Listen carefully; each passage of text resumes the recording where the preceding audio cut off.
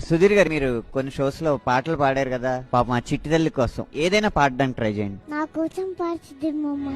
అలల కడలి తనదిలే, ఆ వర్షమే తనదిలే, ఈ వెన్నెల తనదిలే, నా చిట్టి ఎప్పుడు నాదే. సచ్ మల్టీ టాలెంట్, ఎంత బాగా పాడారు. నా అమ్మ నీవేలే, నీ బొమ్మ నేనేలే, రివ్వంటూ పై పైకే రా ఎగిరిపోదా.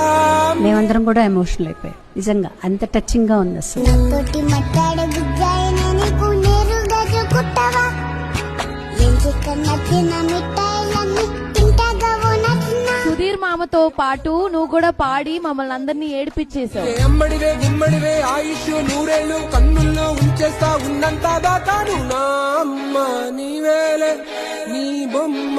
చిన్నప్పుడు ఏం చెప్పేవారంటే పూర్వజన్మ పాపాలు ఈ జన్మలో కూడా వస్తాయని చెప్పాను. ఇప్పుడు ఏమంటున్నారు అంటే లేదు, ఏ జన్మలో చేసిన పాపం ఆ జన్మలోనే వాళ్ళు అనుభవిస్తారు.